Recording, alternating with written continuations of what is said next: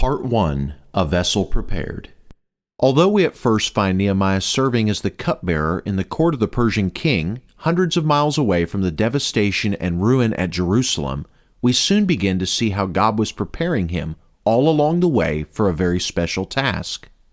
As Nehemiah spent his days caring for the royal vessels which the king of Persia used, he had no way of knowing that at the same time the King of Heaven was preparing him to be his chosen vessel, who would one day lead in the rebuilding of Jerusalem's walls and in the restoration of the Jewish people. The first 4 chapters of the book, which cover the events recorded in Nehemiah 1 through 2, we will consider several ways in which God prepared his servant to find and fulfill his divine will in life. Dr. George W. Truett, who pastored the First Baptist Church in Dallas, Texas, once said, "To know the will of God is the greatest knowledge. To find the will of God is the greatest discovery. To do the will of God is the greatest achievement." Chapter 1. Nehemiah, a man of compassion. Nehemiah 1, 1 through 4. Nehemiah 1, 2b through 3. And I asked them concerning the Jews that had escaped, which were left of the captivity, and concerning Jerusalem, and they said unto me, The remnant that are left of the captivity there in the province are in great affliction and reproach. The wall of Jerusalem also is broken down, and the gates thereof are burned with fire. When we are introduced to Nehemiah for the first time in chapter 1 of the book, we are shown 3 things in the opening verse. First, we see a genealogy. Nehemiah is identified as being the son of Hakaliah, which differentiates him from the other 2 men in the Bible who were also named Nehemiah. Ezra 2:2, Nehemiah 3:16. Secondly, we are provided with a location. Nehemiah was dwelling in Shushan the palace, which was the winter capital of the Persian Empire. Persepolis, the summer capital, was inaccessible during the winter months due to its location high in the Zagros Mountains. Finally, we are given a date. The events recorded in the opening chapters of the book of Nehemiah take place in the month of Chislew in the 20th year of the Persian king Artaxerxes Longimanus, who history tells us came to power in 465 BC. The information provided in the opening verse of the book allows us to accurately set the date of when Nehemiah had his fateful meeting with his brother Hanani to the year 445 BC, which was the 20th year of the current king's reign. A careless remnant. It had been over 160 years since the Babylonians first began to carry away the Jewish people. This is found by calculating the number of years that transpired from the date of the first Jewish deportation in 608 BC to the year 445 BC. During that time, all of the Jews who had originally been taken captive, notably Daniel, Hananiah, Mishael, and Azariah, Daniel 1:6, had passed off the scene, and a newer generation of Jews who were born in captivity rose to take their place. Many of these 2nd and 3rd generation Jews who were born in Babylon became accustomed to dwelling in the land of their exile. They had never lived in the land of their fathers, nor had they ever walked the streets of Jerusalem or worshipped in the Temple of Solomon. Though they maintained their Jewish identity through their worship of the Lord and through their distinct culture, over time many of these Jews had become quite comfortable and had even grown complacent in Babylon. This is vividly illustrated by the fact that thousands of Jews chose not to return to Jerusalem when Cyrus the Great of Persia made his proclamation which freed them to do so in 538 BC. This decree came 70 years after the first deportation of the Jews in direct fulfillment of the prophecies recorded in Jeremiah 25:11 and Jeremiah 29:10. In Ezra chapters 4 through 6, we are told that in response to the decree of Cyrus, Zerubbabel and Jeshua the priest initially led a group of 50,000 Jews back to Jerusalem to rebuild the temple. They were later joined by a second party of Jews who made their journey home under the leadership of Ezra the scribe in 458 BC. However, despite these initial groups who willingly returned to Judea, the fact remains that there were still many thousands of Jews who chose not to return to the land of their forefathers. Throughout their time in exile, a number of the Jews, such as Daniel and his 3 companions, along with Esther and Mordecai, rose to places of prominence and influence within the Babylonian and Persian courts. Nehemiah was also one of these Jews who, for whatever reason, initially chose not to return to his native land.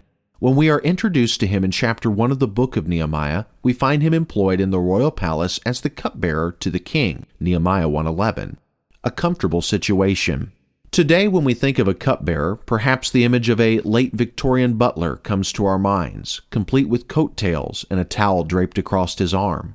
However, we must understand that in the ancient Near Eastern world of the Persian Empire, a cupbearer played a much more significant role. The one who fulfilled this capacity served as a trusted confidant, a royal advisor, and an intimate friend to the king. The cupbearer was also continually in his master's presence, and therefore he was able to exercise a degree of influence within the king's court. Even in latter Roman times, cupbearers and eunuchs continued to hold positions of great influence and power. For example, in the 15th century, the famous Englishman Thomas Chaucer, the son of Geoffrey Chaucer, who wrote the Canterbury Tales, held the title of Chief Butler of England. During his lifetime, he was 4 times appointed as Speaker of the House of Commons in Parliament. He also fought at Agincourt under Henry V and later served in the court of Henry VI. In our modern times, the role Nehemiah held would be similar to a low-level advisory position in a president's cabinet. To use the vernacular of our day, we could say that financially, socially, and politically at least, Nehemiah had arrived, and he had done rather well for himself. Using the skills and abilities that he possessed, Nehemiah had climbed the ladder of success in life and had reached a place very near the top. This was no small feat for a man born into captivity in a foreign land. No doubt, Nehemiah could congratulate himself on having worked hard and earned a position of comfort and security, for he was serving in the palace and in the presence of the king of the most powerful empire in the world at that time. It is almost impossible for us to fully comprehend the immense wealth of the Persian Empire today, for even after 10 long years of war and devastation during the Macedonian invasion, when Alexander the Great finally conquered Persia, the vaults of the king's palaces still contain vast stores of treasure and gold supplies worth billions of US dollars.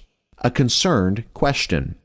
Although he lived in an almost imaginary world filled with splendor, comfort, and luxury in the palace of the opulent Persian king, the incidents of a single day and the answer to a single question would, with a jolt, pull Nehemiah from the decadent fantasies of the Persian royalty to the devastating realities of the outside world in which his people were suffering. In the month Chislew, which falls between the middle of November and December on the Gregorian calendar, Nehemiah's brother Hanani came to visit him in the city of Shushan, along with several other men from Judah. When Nehemiah asked his brother and his companions about the well-being of the Jews who had returned to Jerusalem and were living in the land of their forefathers, he did so with genuine concern and interest. However, the distressing news Nehemiah received in answer to his question had a profound influence upon him. Verse 3 records Hanani's response. The remnant that are left of the captivity there in the province are in great affliction and reproach. The wall of Jerusalem also is broken down, and the gates thereof are burned with fire. Nehemiah, being a man who served in the Persian court and was in touch with the events of the world, no doubt knew something of the trouble his people were facing in their native land. But hearing a first-hand account from someone he knew well and trusted made the reality of the situation in Jerusalem sink in like never before. Many questions no doubt began to flood Nehemiah's mind. Was the situation in Jerusalem really that bad? Why had the remnant of returning Jews so far been unable to clear the rubble and rebuild the city after years of freedom to do so? What could be done about this reproach upon the name of the Lord his people? Did anyone even care? Although Nehemiah's immediate situation and surroundings had not changed at all in that moment, within his heart a profound change was beginning to take place. And though we may initially find fault with Nehemiah for not having joined the previous groups of returning Jews, we must give him credit that he did care enough to ask of their welfare. Ultimately, his concern in asking would soon play a role in his future involvement. History teaches us that concern is always one of the first steps towards involvement. For example, it was after becoming concerned for the thousands of soldiers who died during the American Civil War in battlefield hospitals due to poor treatment and unsanitary conditions that a young Canadian nurse named Clara Barton decided to get involved in improving the situation. Out of her concern for the wounded and hurting began the humanitarian organization that is known today as the International Red Cross. The same is true of Robert Raikes, a British journalist and editor of a Gloucester newspaper who became burdened for the street children of London who were left to themselves without any form of spiritual or moral guidance. His concern for their well-being led to his involvement in organizing one of the very first Sunday school departments in the year 1780. Who are we burdened for today? Are we concerned about the condition of our nation and our communities? Are we concerned about the lost in our world around us? Our degree of concern will ultimately determine our level of involvement in the lives of others. A compassionate response. The response of Nehemiah to the news he learned from Hanani his brother is telling. Nehemiah 1:4. And it came to pass when I heard these words that I sat down and wept and mourned certain days, and fasted and prayed before the God of heaven. Nehemiah's compassion for the plight of his people was revealed in his response to the news of their condition. First, the Bible tells us that he sat down. Have you ever experienced news that literally took your breath away? News for which you were not prepared, that moved you so deeply emotionally that you were also affected physically? This is what happened to Nehemiah when he first received word that the city of his forefathers was still in the same deplorable condition it had been in when the Babylonians first destroyed Jerusalem many decades previously. This report from Judea caused him to have to sit down in order to take it all in, but that was not all. We are also told that Nehemiah wept and mourned certain days, verse 4. His heart was touched to the point that tears began to fall down his face. This was no fleeting moment of sorrow in which tears came but were soon forgotten. Rather, this was a heartbroken response to the terrible news of Jerusalem's condition, which caused him to weep and to mourn certain days. The prophet Jeremiah had also wept and mourned for the destruction of Jerusalem in his day, declaring in Jeremiah 9:1, "O that my head were waters, and mine eyes a fountain of tears, that I might weep day and night for the slain of the daughter of my people." From both his words and his body language, we can clearly see that Nehemiah truly cared about what was going on among the remnant of his people who were living in Jerusalem. This is remarkable considering that Nehemiah had never lived in Jerusalem or visited his native homeland before. We must remember that the events of this book begin 140 years after the destruction of Jerusalem, and that Nehemiah's generation had not chosen to rebel against the Lord as their father's generation had. They were living out the judgment that their forefathers had brought upon their own people due to their stubbornness and disobedience to the Lord. And now, despite being born in captivity and living in a foreign land, Nehemiah and many other Jews had made the best of a bad situation. Nehemiah could have argued, as no doubt many other Jews still living in Babylon did, that the destruction of the city and the deplorable condition in which it was presently found was not his fault, but to his credit, Nehemiah did not. Instead, he recognized that while it may not have been his fault, as a God-fearing Jew living in that day, it was now his problem.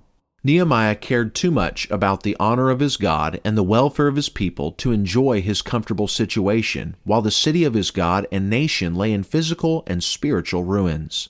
Thankfully, the news which so shook Nehemiah that it initially caused him to have to sit down in order to process what he had just heard, also prompted Nehemiah to kneel down before the Lord in prayer. We are told in the latter part of verse 4 that Nehemiah began that day to fast and pray before the God of heaven on behalf of his nation and people. We will look at the prayer life of Nehemiah in more detail in the next chapter.